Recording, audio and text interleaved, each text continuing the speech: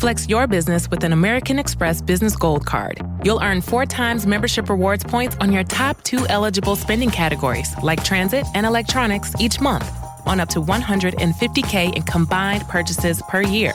Plus, you can now earn 3 times membership rewards points on flights and prepaid hotels booked on AmexTravel.com. Terms and points cap apply. Learn more at americanexpress.com/business-gold. Amex Business Gold, built for business by American Express. This episode is brought to you by Atlassian. Atlassian makes the team collaboration software that powers enterprise businesses around the world, including over 80% of the Fortune 500. With Atlassian's AI-powered software like Jira, Confluence, and Loom, you'll have more time to do the work that matters. In fact, Atlassian customers experience a 25% reduction in project duration per year. Unleash the potential of your team at Atlassian.com. Atlassian.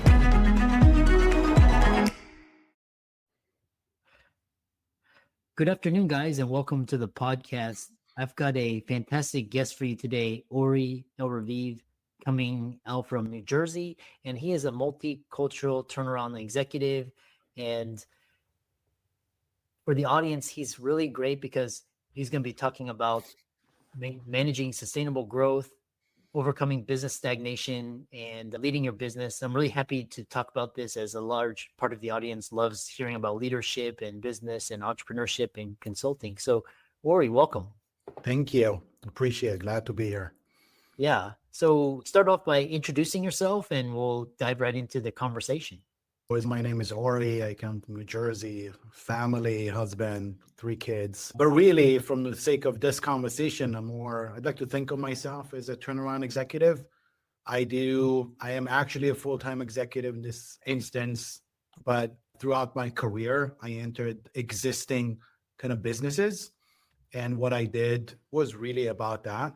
And to me, a turnaround executive is really, a fancy way of saying that I'm best at going into existing organizations and helping make a difference, either from a complete turnaround, a distressed situation, or just in terms of stagnation of what's going on with the business, just taking that next step, almost like in any organization that happens that way. And I typically am great at the small to medium-sized businesses. Yeah, really interesting. And so we'll talk about navigating business turnarounds in small to medium-sized enterprises. So talk about the strategies and experiences that you've had in identifying issues and implementing solutions to revitalize struggling businesses. Okay. So I really think that every businesses are different, but also fundamentally very similar. Like the type of issues that you end up encountering are different. Other than that, it's not that you have such differences in it. At the end, my approach to business is based on simplicity. I like the step-by-step. I believe everything is about the fundamentals. And when you wanna make a change, fundamentals are critical. This is almost like in a business, honestly, also in sports, you would see there's a lot of similarities with when a group is not really handling it well, you're going back to the fundamentals. So when I can approach businesses, it's first of all about the fundamentals, about who they are, what's going on, what has happened throughout the last kind of few years. I love diving into P&Ls and financials. And then you go into the business model and you understand a little bit of that industry. You talk to people around the company. You just understand where things are. And then my approach to businesses are, as you said, from the fundamentals, but also from a step-by-step. So I'm more of a step-by-step person rather than any radical changes. To me, this is not about let's go inside and fire everybody and start over. This is more about identifying the intersection points, something that I really like.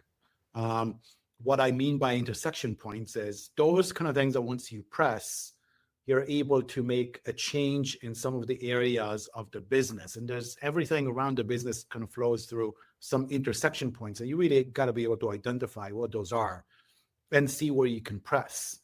So those are the fundamentals around it. And so in business, some examples of things that you go into, a lot of times is you just get to you get too stuck in your day to day. You just get stuck. Your day to day happens, and you honestly just need to stop and step away for a second. I really love when I'm running a business. I love the yearly plans. I don't go heavy on yearly plans. For me, yearly plans is not this, this gigantic drill into numbers and all of that. It is almost like a step. It's a few days for you to be able to take a step back and look at what's going on. And I'd like to first of all look at what happened last year. I'd like to call it a name.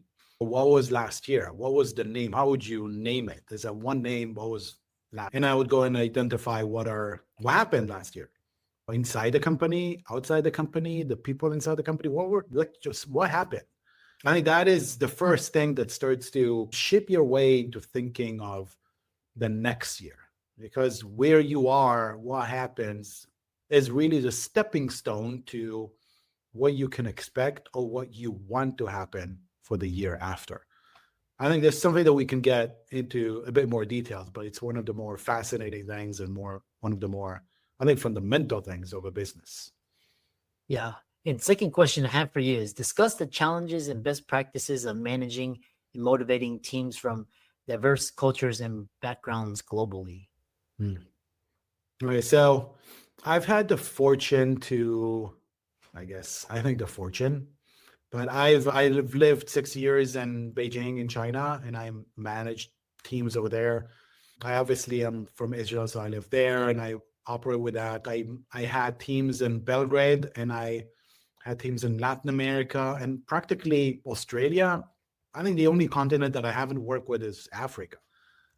And on that regards, it might be a bit boring, but it also goes to the same thing. People are, in my opinion, the same. They're fundamentally the same.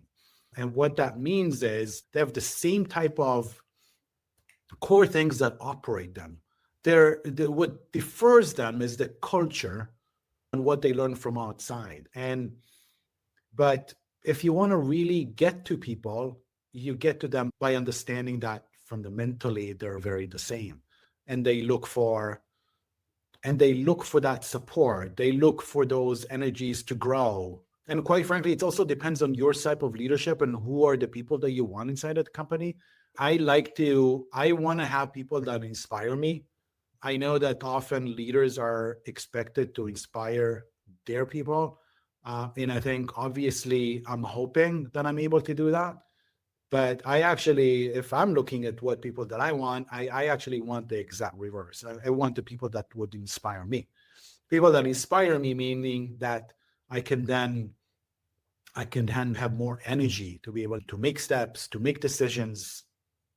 I think maybe there are not a lot of conversations about that, but I don't have an endless amount of energy, and I get to spend a lot of it managing people and managing business. If you have a board, then you manage the board, and if you have investors, then you manage investors. The amount of energy that they suck from you is incredible. So honestly, the people inside of that company, I want them to energize me. So they are so much more critical to the way in my success and the company's success than anything.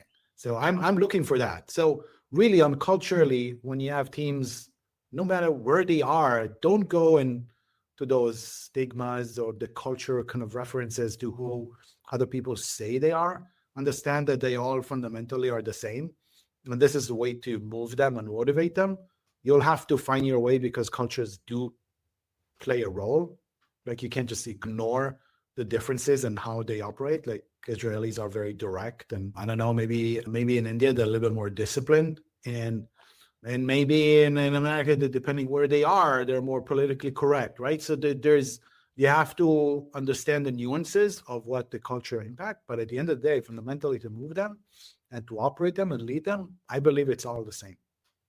Really interesting insights. We'll talk about the next question is driving sustainable growth amidst business stagnation. And so examine methods to overcome stagnation and propel businesses toward long-term profitable growth.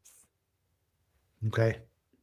All right. So Okay, sustainable for me is profitable. Now, the businesses have to be profitable to be able to be successful, right? Now, there are different types of businesses. Granted, some businesses, for example, where they are invested from venture capital and others, they would have other goals. They would actually expect it to lose money, and they would be hypered by growth, not by profitability. But for me, and on a small to medium size, I'm driven by profitable businesses, by sustainable growth, by sustainably growing them profitably.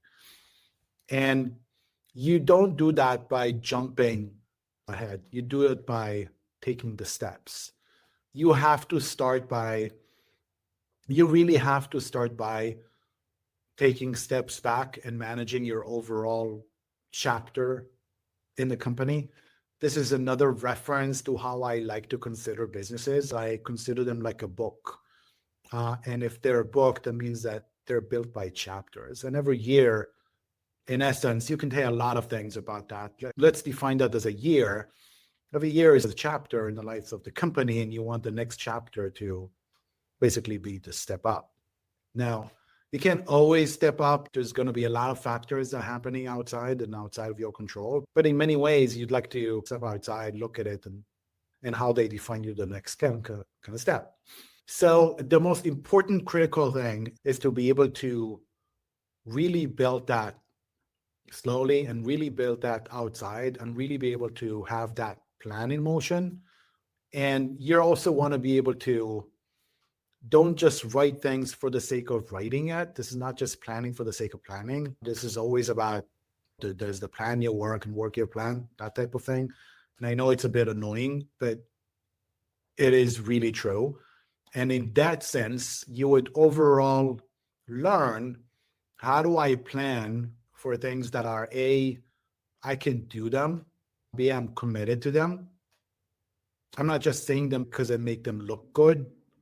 Because honestly, I think that setting up goals that you're not going to ever have a chance to achieve is probably going to be, it was worse than doing look. It's just, it creates you, it's frustration. It's frustrating.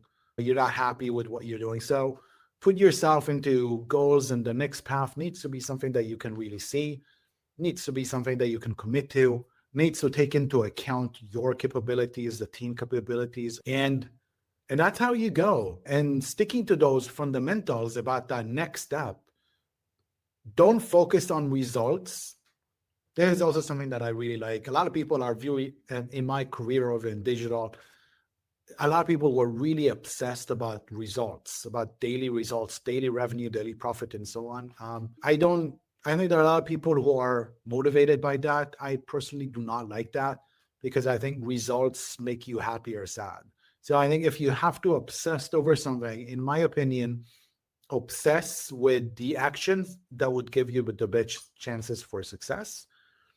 Obviously, there are no right and wrong, and there's not a magic formula to it. You're not always right with what you choose. You're analyzing where you are. You're analyzing what the market is. You're thinking about your capabilities and what you're able to do and your motivation to do. And you're saying, all right, like these are the challenges is these are the actions that I need in order to make changes here. And then the idea is to follow up on them. And that would be where you're going to be obsessive of the actions that would give you the best chance to succeed from what you have garnered, from what you saw, from what you analyzed. It's your best bet. And if it doesn't work, then either you took the wrong steps, which is like, all right, let's look at them again. Let's recalibrate. It's okay. The path forward is a yellow brick road. It's not a straight in the wall and just go knock it down. And a yellow brick road is not a straight line. It's curvy. And it's okay that it's like that. Don't expect everything that you think is just straight on. It's okay. You will need to stop. You need to look. You need to calibrate. You need to think what works and what doesn't. Sometimes it's your own actions. Sometimes it's outside. Sometimes it's the right track. It's the right steps, but it just takes longer. It's not going to be in Q1. It's going to be in Q2, which is another thing. If you do a yearly plan, you got to be able to break it down into quarters, and you got to review it every quarter. And the reason for that is because once you did at the beginning of the year, you'd go at the end of the year and you're going to review it, and it's just too long. It's too long to see that you haven't really taken the right steps, that those things are meant to keep you.